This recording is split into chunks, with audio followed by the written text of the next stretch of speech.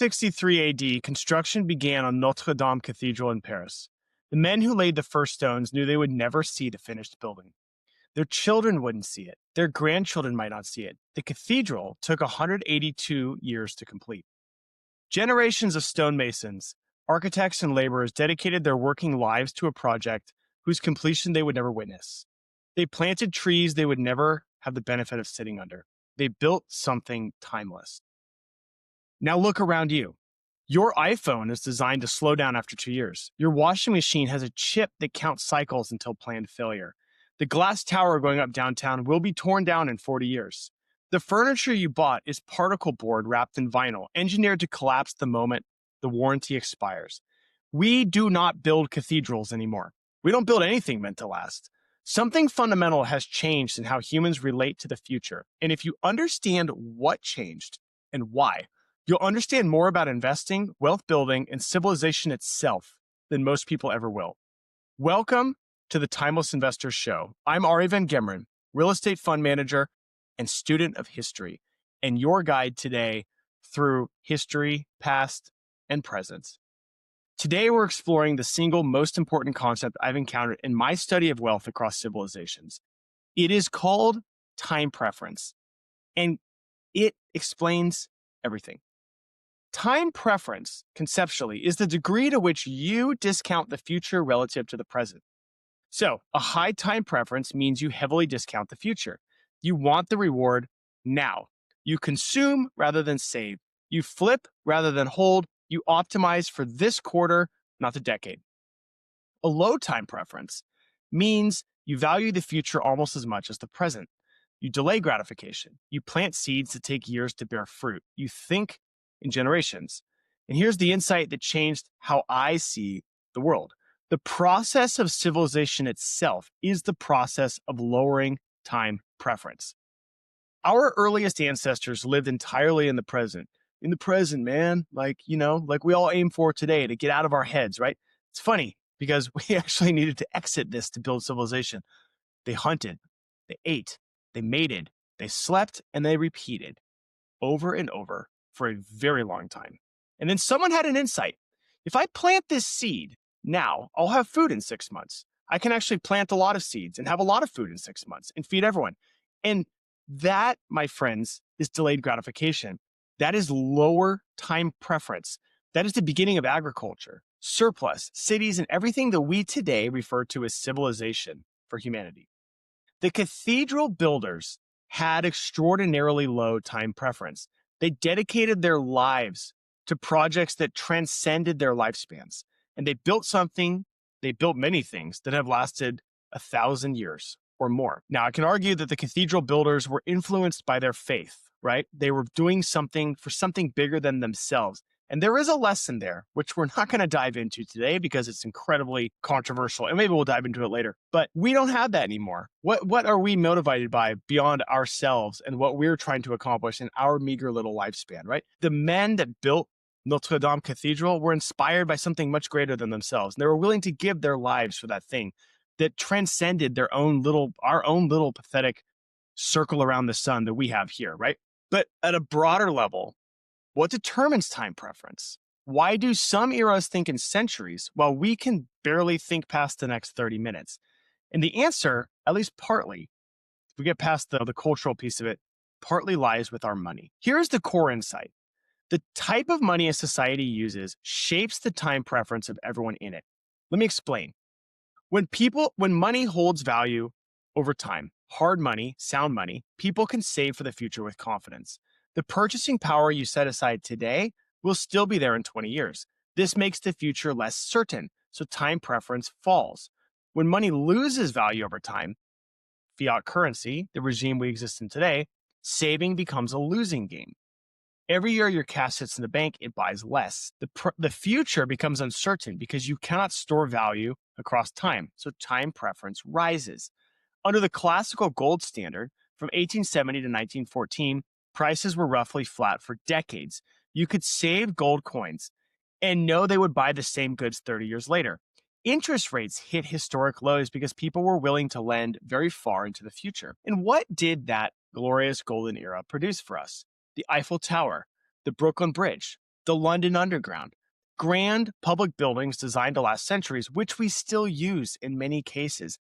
The dynasties we have studied on this show, the Fugers, the Rothschilds, they emerged from hard money environments. And then on August 15th, 1971, President Richard Nixon closed the gold window.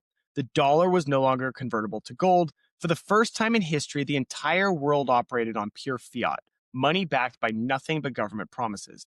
There is a website, which I've recommended 1,000 times now, which I love, called WTFHappenedin1971.com. I'll put it in the notes.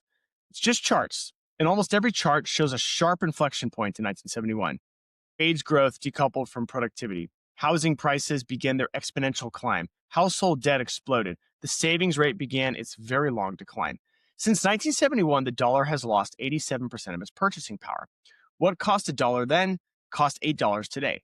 Think about what that does to your psychology at a macro level, right? I'm not talking about each of us individually, although we're affected by it as well, but at a macro level. If your money loses 3 to 7% of its value per year, why save it? You are punished for patience. The rational response is to spend now before your purchasing power erodes, or buy assets, any assets, just to escape the decay. In 1960, Americans saved about 11% of income. Today, it is around 3 to 4%. It's not because we've become less responsible, although maybe it is, right? But that's not the real reason. The incentive structure completely changed. Hard money rewards patience. Fiat money punishes patience. It's not just theory. You can see it in the rise and fall of two empires. Consider Rome, but not as one empire, as two. The Western Roman Empire debased its currency relentlessly. The denarius started as pure silver under the Emperor Augustus. By the crisis of the 3rd century, it was less than 5% silver. Emperors discovered they could fund wars and bread and circuses by quietly reducing the metal content of their coins. As money became worthless, Roman society transformed. Citizens stopped serving in the legions. Why sacrifice for an empire that was stealing your savings? The military was outsourced to Germanic mercenaries who had no loyalty to Rome. Infrastructure crumbled because no one invested in maintenance. Why build for a future you could not save for? By the end, Roman citizens did not even defend their empire. Why would they? They had no stake in its survival. The Visigoths didn't really conquer Rome. They just walked into a hollowed-out shell. The Western Roman Empire lasted about 500 years. Now consider the Eastern Roman Empire, Byzantium. Same culture, same legal traditions, same founding. One critical difference, monetary policy. 9 AD, the Emperor Constantine the Great introduced the solidus, a gold coin of consistent weight and purity. And for the next 700 years, Byzantine emperors maintained that standard with religious discipline. The solidus became the most trusted currency in the medieval world, accepted from Britain to China. But what did sound money create? A civilization that invested in the future. Constantinople's walls, built in the 5th century, held for 1,000 years. The Hagia Sophia still stands. I just walked its beautiful halls this year. It is incredible. Talk about built to last. Byzantine art, scholarship, and institutions endured across centuries. The Byzantine Empire lasted over 1,000 years, twice as long as its Western counterpart. Same empire, same people, different money, different time preference, different fate. Spain tells a different version of the same story. In the 16th century, silver flooded in from the Americas in quantities that seem miraculous, and it destroyed them. When you have easy wealth flowing in, you don't need to build productive capacity. Why manufacture cloth when you can buy it with Peruvian silver? Why develop your own merchant class when you can hire Genoese bankers? So Spain became a conduit. Wealth flowed in from the Americas and right back out to pay for wars, luxury imports, and debt service. The Spanish themselves built almost nothing. Their best minds went into administration and finance, not engineering and production. By the 17th century, Spain was a second-rate power despite controlling an enormous empire. They had land, silver, everything, except the capacity to do anything with it. Easy money hollowed them out from the inside. Now, here's where it's going to get a little uncomfortable because the pattern is, as you can guess, it's not just historical. I think it's happening all around us right now. Fiat money has been raising time preference across our entire civilization for 50 years, and you can see the effects everywhere once you know what to look for. Let's start with buildings. Pre-1914 architecture, stone, ornament, craftsmanship, built to last centuries. Walk through any European city, and you will see buildings from the ages that are still beautiful, still functional, and still standing. Post-1971 architecture, Glass, steel, designed for maybe 40-year lifespans, then demolition. Generic, disposable, buildings as financial instruments, not legacy assets. Why? Developers are not building to hold for generations. They're building to sell in 5 to 7 years to the next fund. Private equity structures impose artificial time horizons on assets where you should be thinking in centuries. Okay? When your fund has a 10-year life, you do not build cathedrals. You build something you can exit. Now look at products. Your grandparents bought a refrigerator that lasted 30 plus years. Yours has a chip, counting down to planned obsolescence. It is part of the strategy. In a hard money world, companies compete on durability. Customers save up, they buy quality, and they expect it to last. In a fiat world, companies need recurring revenue because their cash position decays. They're incentivized to engineer failure so you buy again in 2 years. Planned obsolescence is not corporate greed per se. It is corporate adaptation to a high time preference monetary environment. I'll give you a real example. We have multiple buildings that are served by elevators. I have some elevators that are still running on the original mechanical systems that ran them. And then we are buying buildings that have a 1999 elevator control board. Guess which elevator I have to replace sooner? If you guessed the 99 control board, you are correct, my friend, because that company plans to roll the software away and force you to buy their next package and do the next one. We have buildings with 1930 elevator systems that are mechanical that are still running today. Incredible. Now look at the subscription economy. You used to own your own music, right? Your software, your car. Now everything is a recurring payment. You will own nothing and be happy isn't a conspiracy. It's the logical endpoint of high time preference. Ownership requires savings. Ownership requires delayed gratification. And when the system punishes both, subscriptions become the default. Look at entertainment. In the 1960s, epic films ran 3 hours. I still fondly remember watching Gettysburg as a child and loving it. That was an epic, man. That was an epic, epic film. No way could people do that today. Those films were built for audiences that could sustain attention, delay gratification, and invest in narratives. Now, today, the average TikTok is around 30 seconds. YouTube, this platform I love and play on all the time, optimizes for watch time in minutes.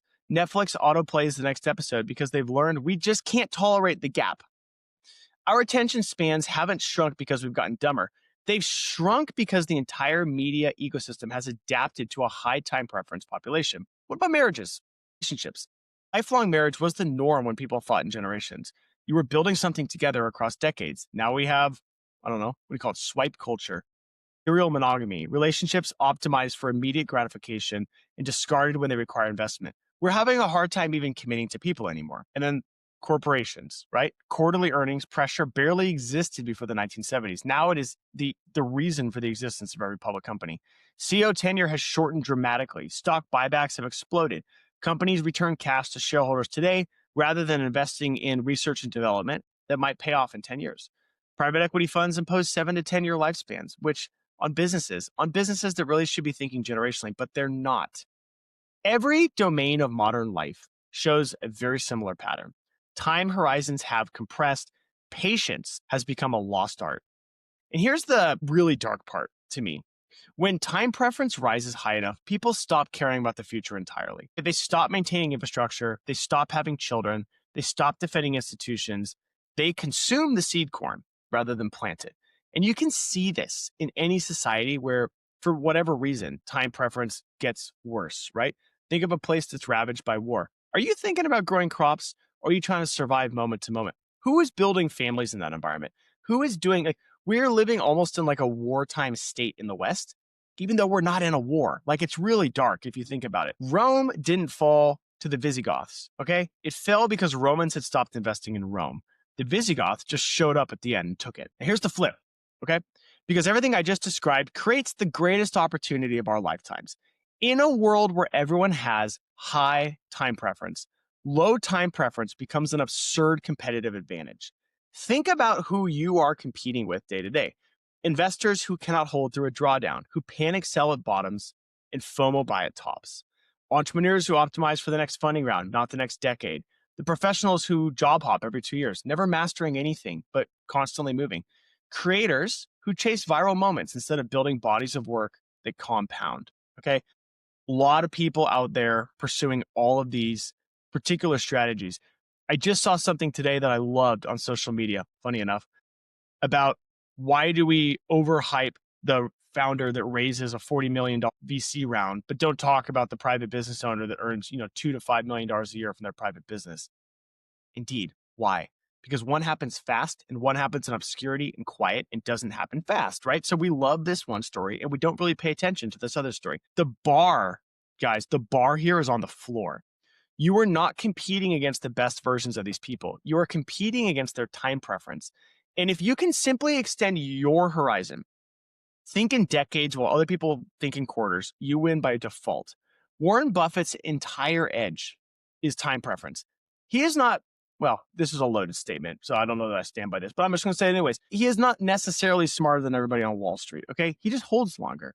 While everyone else optimizes for the short-term variations and all the incentive pressures that come with it, he optimizes for like a century, and he's one of the richest humans who ever lived.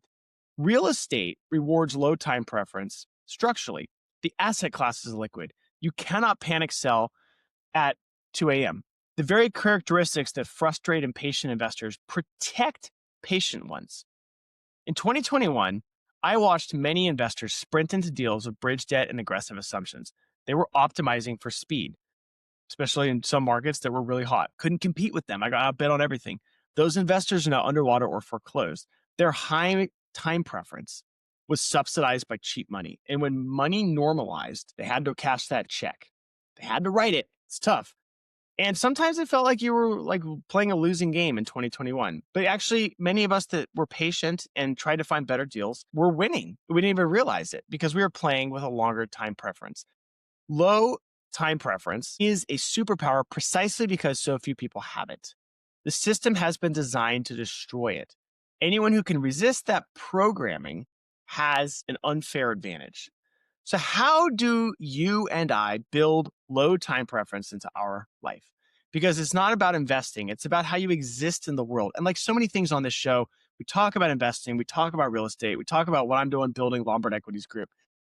But it's not really about that, right? It's about so much more because like the principles that make you a great investor can also make you a great father or mother or husband or wife or leader. Like they're so applicable to everything. So first of these principles, understand you are fighting your wiring. We are evolved as a species for high time preference. On the savannah, the future was genuinely uncertain. It was like a war zone, okay? Our brains are optimized for immediate reward. This is not a character flaw. It is literally our biology, okay? But it can be overridden with systems. Second, choose assets that enforce patience. For me, that's real estate. Illiquidity is protection, guys. It is protection against the wrong style of time preference. I literally cannot panic sell a building. The asset class forces low time preference on me. If you're in public markets, simulate illiquidity. Delete the apps. Stop checking prices. Create friction between impulse and action. Third, critical, structure your debt for the long term. Floating rate debt is a high time preference debt. It assumes you'll exit soon. Fixed rate debt is low time preference debt. It assumes you'll be here for 20 years. I, today, refuse to take on bridge debt except for genuine turnarounds. If a deal doesn't work with long-term financing, the deal doesn't work for me. Fourth, buy quality. Pay more for the refrigerator the last 20 years. Buy furniture made of real wood. You're not just buying objects. You're training your mind to value durability over disposability. Critical distinction. Don't buy cheap stuff. I know everyone talks about reduce your expenses. Think what it does for your mind to own good, high quality, durable stuff that lasts for a long time. What does that do for your mind? What does that say about who you are? Fifth, protect your environment. Protect your environment.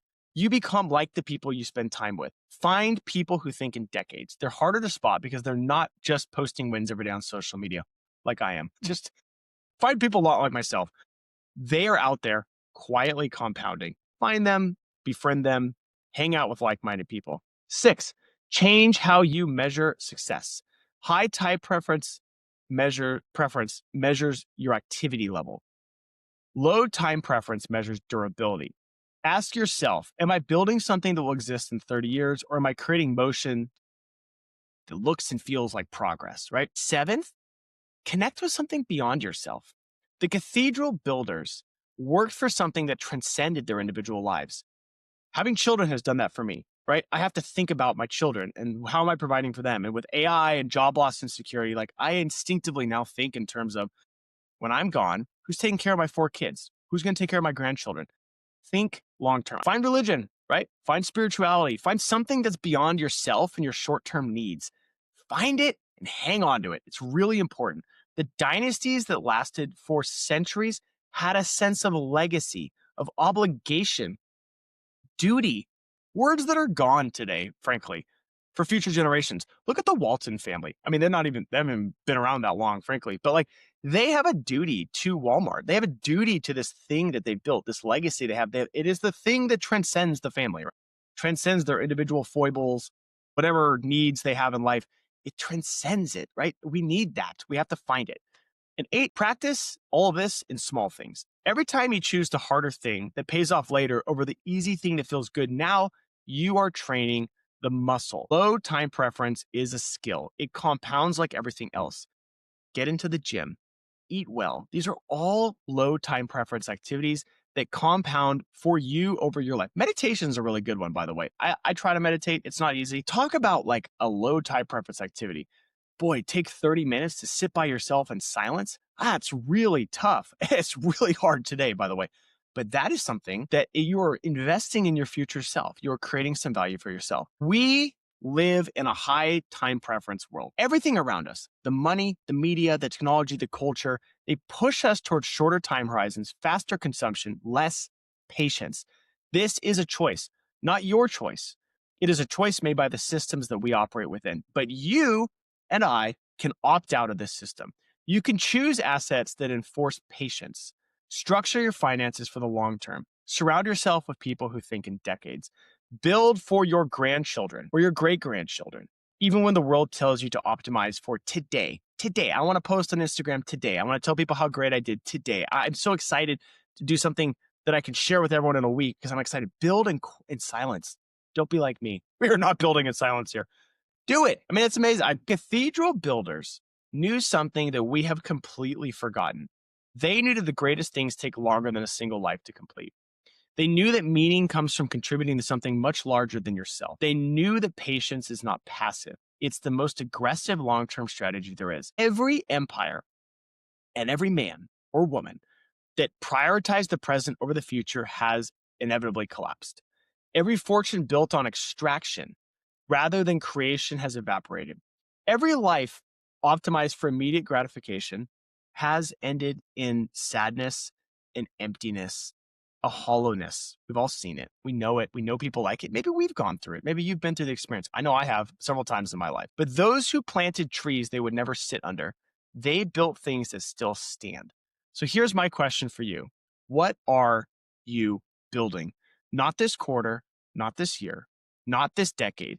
What will exist because of your work in 100 years? The answer to that question will determine literally everything about your life and the lives of those you love and those around you. Think well, act wisely, build something timeless. I'm Ari Van Gemeren. Thank you for listening.